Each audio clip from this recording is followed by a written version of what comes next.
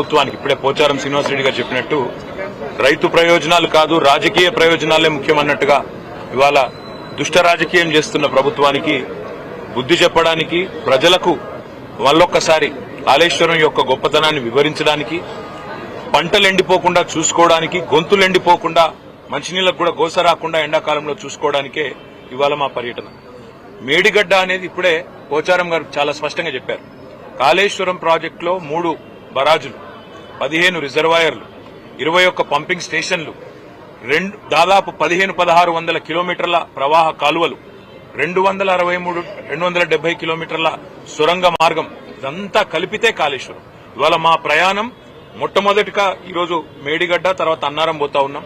తదనంతరం రాబోయే రోజుల్లో అన్ని రిజర్వాయర్లు కూడా సందర్శిస్తాము, అన్ని చోట్లకు కూడా పోతాము. ఇది మొదటిది మాత్రమే, ఇవాళ పర్యటన మొదటి భాగం మాత్రమే. ప్రభుత్వం తన బాధ్యత మర్చిపోయింది.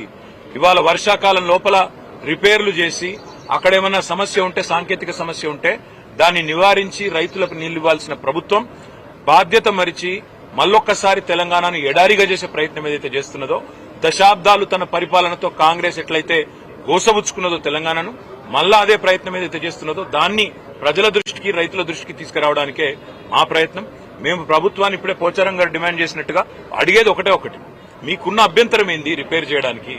బాధ్యుల మీద చర్యలు తీసుకోండి, మేము కాదనట్లేదు. తప్పు జరిగితే బాధ్యుల మీద చర్యలు తీసుకోండి, ఏ రకమైన ఎంక్వైరీలు వేస్తారో వేసుకోండి, కానీ మా మీద కోపం రైతుల మీద తీర్చుకోకండి. మా మీద ఉండే ద్వేషం, మా పార్టీ మీద ఉండే కోపం రైతుల మీద, రాష్ట్ర ప్రజల మీద తీర్చవద్దు అనే మాట ఒకటి. తప్పకుండా మా నాయకులు అందరం కూడా అన్ని రిజర్వాయర్లు గాని, అన్ని పంపింగ్ స్టేషన్లు గాని, అన్ని ప్రవాహ కాలువలు గాని అన్ని చోట్ల కూడా పోతాం. ఇది మొదటిది మాత్రమే మాట నేను మీకు విజ్ఞప్తి చేస్తాను.